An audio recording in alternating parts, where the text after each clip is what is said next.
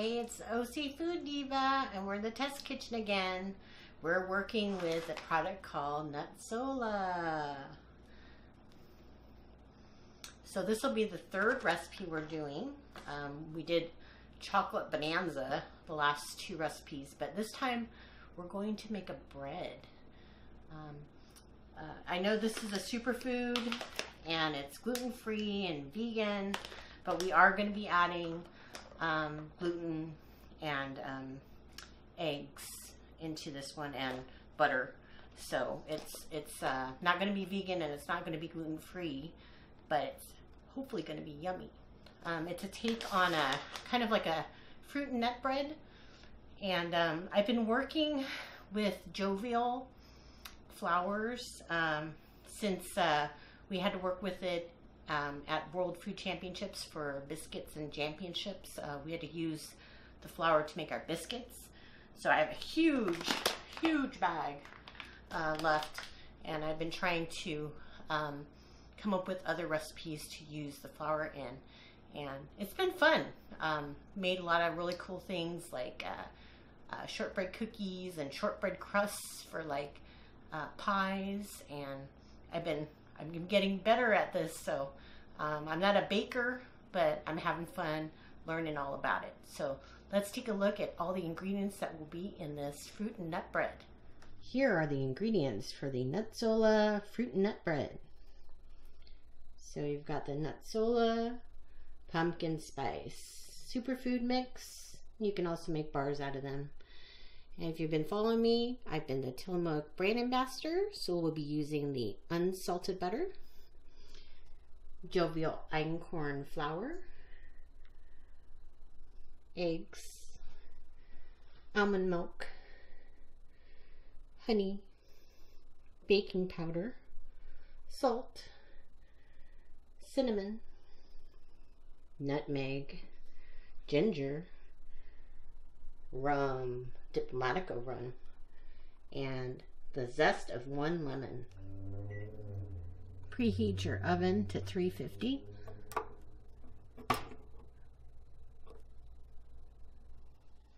Have you been baking bread or cakes and you're just tired of everything sticking to the sides? Well, I like to use parchment paper instead of doing the butter or flour method. So I'm going to go ahead and cut a piece that goes this way and then a piece that goes this way, so that when the cake is done, we can just pop it right out, and then we can just peel down the parchment paper and we have a beautiful bread left over. So I'm going to go ahead and the cool thing about this Reynolds Kitchen parchment paper, it has little, I don't know if you can see it, little lines, like marker lines. So you can almost measure with your, actually it's like 2 squares is actually the width of this part here. So we're just going to go and cut along.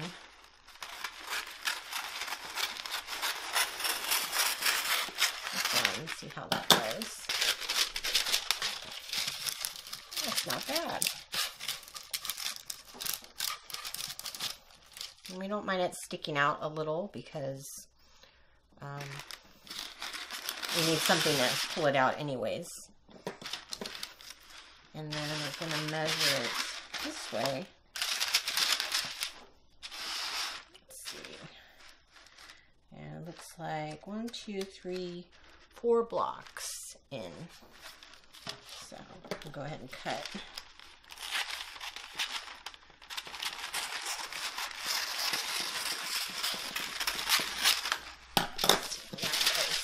It's probably going to be a little long.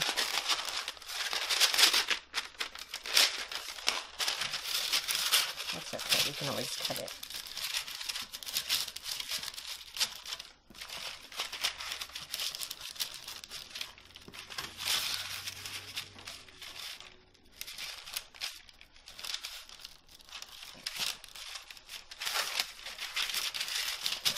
What I'll do is I'll just put it in like that, And then when you put the batter in, it's going to push the paper down, and then I'll just trim it. And then we'll have a little bit of in the corners, but not as much as you would exposed if you hadn't put any parchment paper in there. So another cooking tip if you want to try this. This is kind of cool. I actually learned this from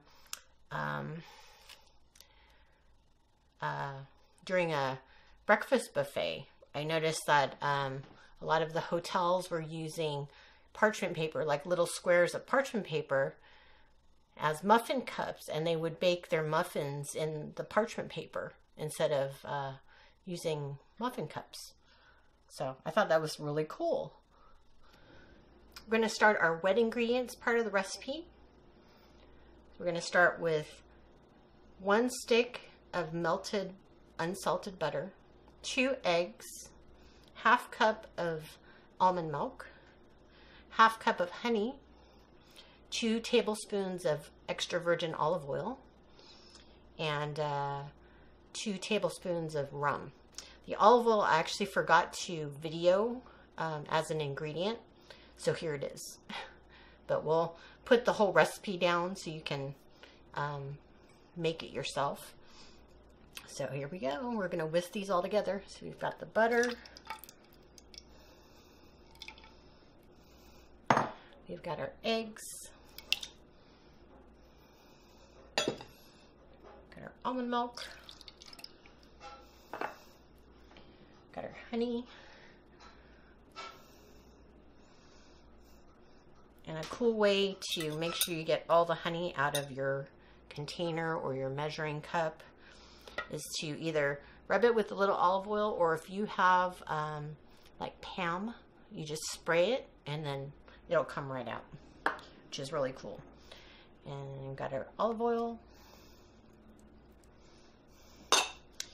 and our rum.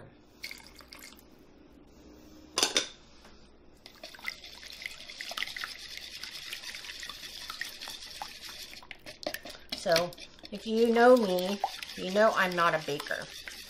So, and also jovial einkorn flour is a little more difficult to work with as for like normal baking. It's not like your regular all-purpose flour. It doesn't absorb liquid as well as or as fast as normal flour. So you just have to kind of learn how to work with it. So this recipe is actually adapted from a fruit cake or fruit bread recipe that they have on their website. And then I just took some ingredients that I had at my house. Like I didn't have buttermilk in their recipe, so I had almond milk. So I'm using that. But if you want to try that recipe, you can find it on Jovial's website and try it yourself. But that one has, it's got like more like fruitcake stuff, like dried currants and cranberries and raisins and all that stuff. Okay, so it looks like this is all whisked up. Okay, now we're going to be getting our dry ingredients ready. So I was hunting around my kitchen looking for my sifter, and I couldn't find it. And I think what happened was I had thrown it away because it was old and rusty, because we had had it for a while and I forgot to replace it. So I have a sieve, and then I've got a flexible cutting board. You can also use parchment paper too. So we're going to go old school, and we're going to go ahead and sift all of our dry ingredients. So we've got two cups of jovial einkorn flour, 2.5 teaspoons of baking powder. We've got 1/2 teaspoon of ginger, 1/2 teaspoon of nutmeg, 1/2 teaspoon of cinnamon, and 1/2 teaspoon of salt. So I'm going to go ahead and do this. Actually, let me get a spoon to make this easier.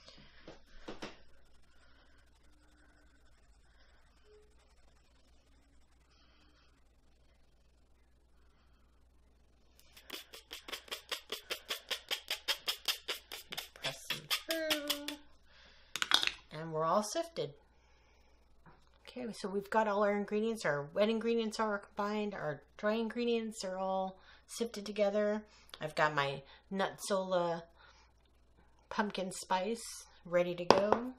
And then I've also zested a lemon.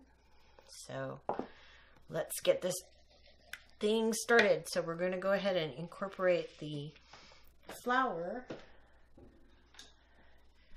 into the mixture here. And we want to stir until incorporated. I'm going to go ahead and get a little bit in here, get it going.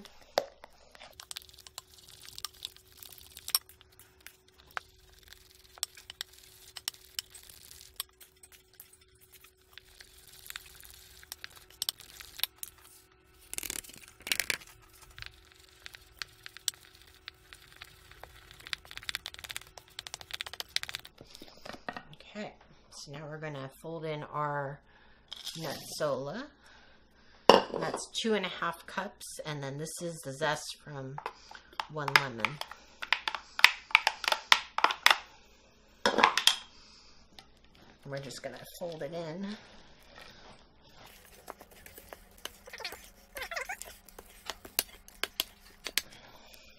Okay, looks good. We're going to get it ready to go in the pan.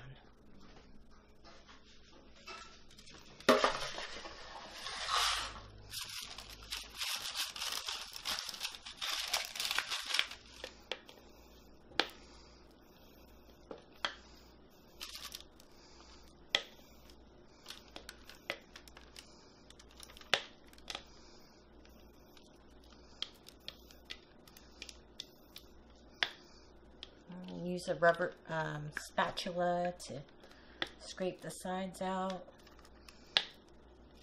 Get all that wonderful batter out of your bowl.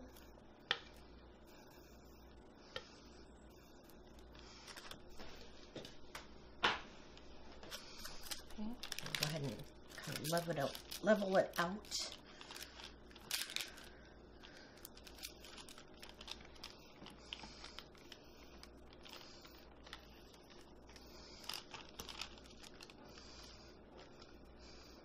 Oh, I wish you had smell-o-vision, because it smells like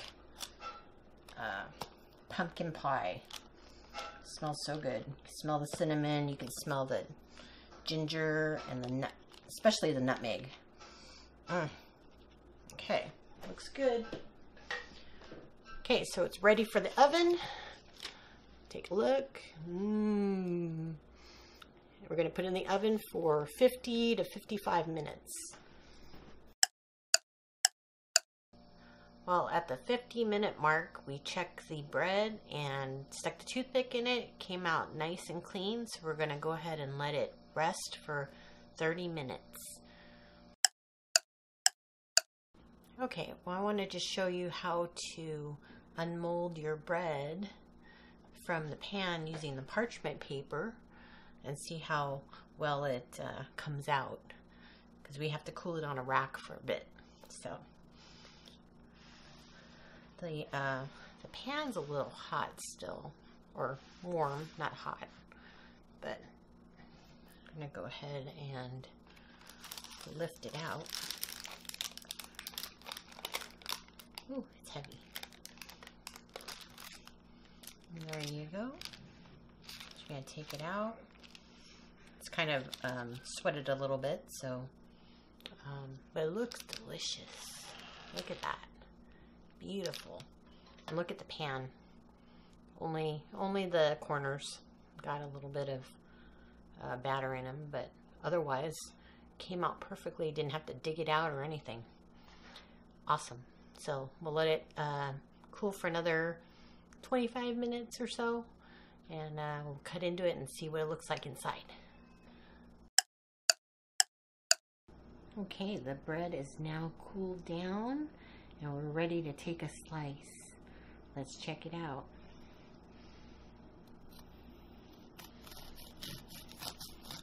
Has a nice crusty outside. Ooh, look at that.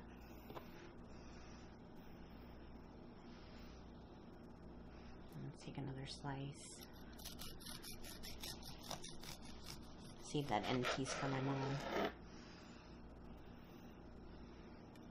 So I'm going to take an overhead so you can kind of see, or you can kind of see some of the fruits and nuts there. But let's show you another look. So that's what you saw right there. And let's kind of look at some of the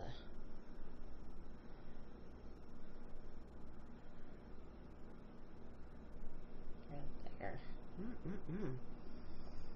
Look at the nice crust on the outside. And nice browning on the sides as well. It's nice and tender in the middle. Okay, we've sliced it up and let's take a bite, see what it tastes like. Grab a little piece. Kind of reminds me of like a pound cake a little bit.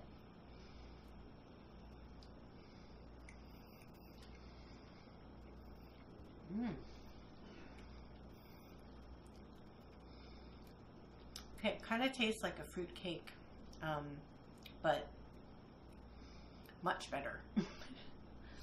Instead of using like candied fruit and stuff, it has the natural, got all that nice sweetness from the dates and the crunchiness from the pumpkin seeds, and then all of that kind of spicy, not spicy like hot, but the spiciness from the cinnamon and the nutmeg and the ginger are really good in here.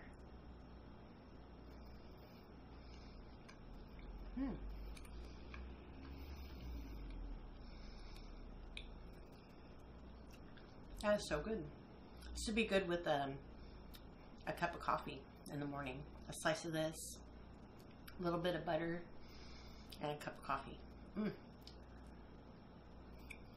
So we'll have all of the measurements throughout the video and then down below, and then also with the